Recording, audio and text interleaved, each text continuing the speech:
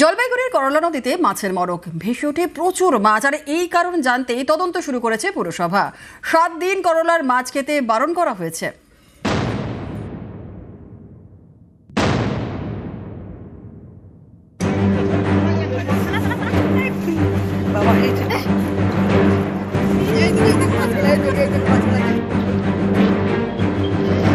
নদীর জলে ভাসছে মরা মাছ, কোনোটা রুই কাতলা, কোনোটা সরপুঁটি, কোনোটা আবার কাঁকড়া। এই মরা মাছ দেখতে রবিবার সকালে জলপাইগুড়ির করলা নদীর পাড়ে ভিড়।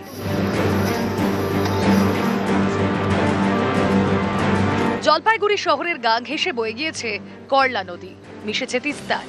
এই করলা নদীতে রয়েছে নানা ধরনের মাছ, এমন একটি নদীতেই মাছের মড়ক।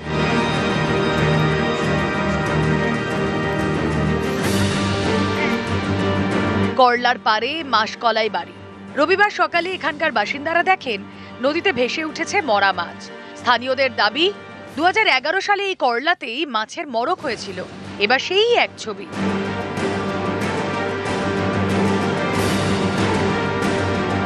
নদীতে সকালবেলা আমরা যা দেখলাম, মাছ সমানে ভেসে ভেসে উঠছিল। তা কি কারণে ভেসে উঠছে বুঝতে পারছি না। মানে কেউ বিষ ফেলে দিয়েছে নদীতে, এই কারণেই মনে হচ্ছে। কি কি মাছ পাওয়া গেল? বোয়াল ছিল, আইর আছে, সরপুঁটি, বাইম, সব ভেসে ভেসে, সব বড় বড় বড় বড়। এটা যে করেছে ভালো করে কাজটা। সকালে ঘুমের থেকে উঠে দেখি হঠাৎ করে নদীর পাড়ে সবাই মাছ ধরাধরি করছে। 2011 সনে এরকম একটা বিষক্রিয়া নদীতে দেওয়া হয়েছিল। আবার সেই 2026-এর মধ্যে এসে দাঁড়িয়ে দেখছি যে এরকম একটা ঘটনা ঘটেছে। তো আমরা চাচ্ছি যে এটা একটা প্রশাসনের দিক দিয়ে একটু নজর দিয়ে দেখা হোক। করলা নদীতে কি কারণে মাছে মড়ক তা জানতে তদন্ত শুরু করেছে জলপাইগুড়ি পুরসভা। আগামী 7 দিন করলার মাছ খেতে নিষেধ করা হয়েছে।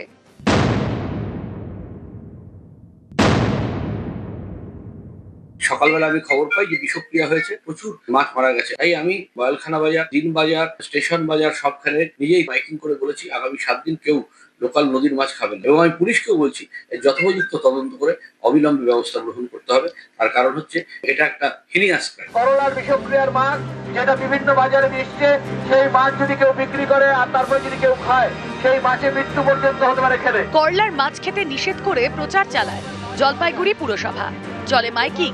নদীর মাছ কিনবেন না, কিনে খাবেন না, এবং বিক্রেতারা বলছে কেউ কোনো লোকাল নদীর মাছ বিক্রি করবেন না। জলপাইগুড়ি থেকে শান্তনু কর, নিউজ 18 বাংলা। পশ্চিম মেদিনীপুরের ডেবরা ব্লকে শুরু হয়েছে প্রথম দমকল কেন্দ্র তৈরির কাজ। কোচবিহার এবং শিলিগুড়িতে আর এক ছবি। মাথাভাঙার একটি গ্রামে তৈরি হয়ে গিয়েছে নতুন ঢালাই রাস্তা, আর নকশালবাড়ির গ্রামে তৈরি হবে প্রায় 3 কিলোমিটার পাকা রাস্তা।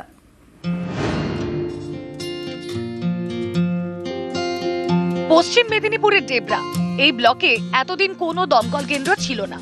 এবার তা তৈরি করা হচ্ছে। এর জন্য বরাদ্দ করা হয়েছে প্রায় 3,93,00,000 টাকা। সম্প্রতি দমকল কেন্দ্র তৈরির কাজ শুরু হয়ে গিয়েছে। ডেবরা বাজার সংলগ্ন জাতীয় সড়ক, পাশেই পূর্ত দফতরের জায়গা। সেখানে তৈরি হচ্ছে দমকল কেন্দ্র। স্থানীয়দের দাবি ডেবরায় কোথাও আগুন লাগলে দমকল আসতো খড়গপুর শহর বা পাঁশকুড়া ও সবং ব্লক থেকে। এর জন্য অনেক সময় লেগে যেত। এবার ডেবরাতেই তৈরি হচ্ছে দমকল কেন্দ্র। এতে ডেবরাবাসী খুবই আনন্দিত আছে এই কারণে যে কোনো জায়গায় আগুন লাগলে অফিস আদালতে কোনো কিছু ক্ষয়ক্ষতি হলে সঙ্গে সঙ্গে আমরা, যেটা আজ পর্যন্ত পাইনি দেশ স্বাধীনের পর থেকে, আজকে বিধায়ক হুমায়ুন কবিরের আমলে আমরা এই জিনিসটা পেয়ে খুবই আনন্দিত। যে আমি আসার পর থেকে এখানে প্রায় 3-4টে জায়গায় আগুন লেগেছে এবং আমরা কিচ্ছু করতে পারছি না।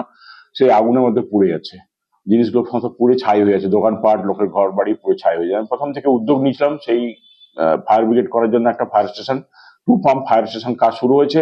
এতে আমার মনে হয় ডেবরা ব্লক শুধু নয়, পিংলা এবং সবঙ্গের একটা পার্ট, পাঁশকুড়ার একটা পার্ট, এগুলো উপকৃত হবে। কোচবিহারের মাথাভাঙা 2 নম্বর ব্লক, এখানকার বাবুরডাঙ্গা গ্রামে তৈরি হয়েছে প্রায় 2 কিলোমিটার ঢালাই রাস্তা। এই রাস্তাটি ঘোকসাডাঙ্গা হাইরোডের সঙ্গে 4টি গ্রামের সংযোগকারী। স্থানীয় প্রশাসনের দাবি উত্তরবঙ্গ উন্নয়ন দপ্তরের বরাদ্দ করা প্রায় 2 কোটি টাকায় এই ঢালাই রাস্তা তৈরি হয়েছে। রাস্তাঘাট খুব খারাপ ছিল, অনেক জায়গায় গর্ত ছিল, কাদা জমা থাকতো, খুব অসুবিধা হইতো। যে রাস্তাটা আমরা পেয়েছি তাতে আমরা খুব খুশি। দীর্ঘদিন থেকে সাধারণ মানুষের এই রাস্তা নিয়ে সমস্যা ছিল।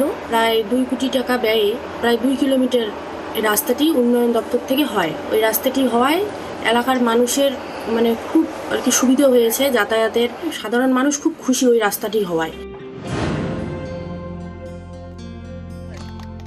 শিলিগুড়ির নকশালবাড়ি, এখানকার কটিয়াজোত, খালবস্তি, নেহালজোত, এই 3 এলাকায় তৈরি হচ্ছে 3টি নতুন রাস্তা।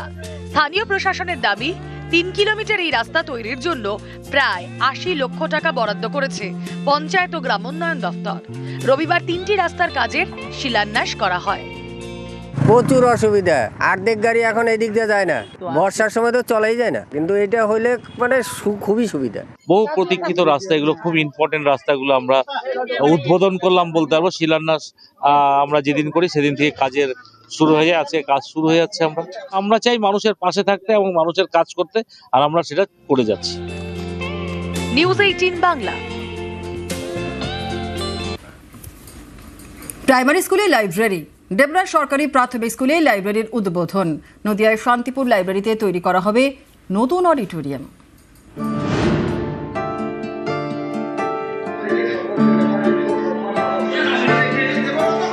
ছড়ার বই থেকে গল্পের বই, উপন্যাস সব মিলবে পশ্চিম মেদিনীপুরের এই প্রাইমারি স্কুলের লাইব্রেরিতে। ডেবরার খানামোহন পঞ্চায়েত এলাকায় কুলডিহা ক্ষুদ্রমণি প্রাথমিক বিদ্যালয়। এই সরকারি প্রাইমারি স্কুলে শনিবার লাইব্রেরির উদ্বোধন করা হয়। আমাদের স্কুলে লাইব্রেরি হয়েছে। আমাদের লাইব্রেরিতে গল্পের বই, ছবির বই ইত্যাদির বই রয়েছে। এর জন্য আমরা খুব খুশি হয়েছি। আমাদের স্কুলে একটি নতুন লাইব্রেরি হয়েছে। কি কি বই রয়েছে? সেখানে অনেক গল্পের, ছড়া এবং নানা রকম কার্টুনের বই। এই যে লাইব্রেরি হয়েছে, কতটা খুশি তোমরা? আমরা অনেক খুশি। স্কুল কর্তৃপক্ষের বক্তব্য, পড়ুয়াদের বইমুখী করে তুলতে এই উদ্যোগ। সহযোগিতা করেছে একটি বেসরকারি সংস্থা। এই লাইব্রেরি ওপেনিং শিশুদের বই পড়ার মনস্কতা গড়ে উঠবে এবং এই দিনটাকে আমরা প্রতি বছর পালন করব। নতুন করে লাইব্রেরিতে বই সংযোজন করব। যেমন ডিজিটাল ক্লাসরুম গ্লোবালি গুরুত্বপূর্ণ, কিন্তু লাইব্রেরিটাও গুরুত্বপূর্ণ শিশুদের মনোসংযোগ বাড়ার ক্ষেত্রে, এবং শিশুদের বই পড়াটা অত্যন্ত দরকারি এবং গুরুত্বপূর্ণ। সত্যিকার যদি একটা শিশুকে পড়াশোনা করতে হয়, মনঃসংযম দরকার হয়, তাহলে কিন্তু লাইব্রেরি অত্যন্ত গুরুত্বপূর্ণ বলে আমি মনে করেছি।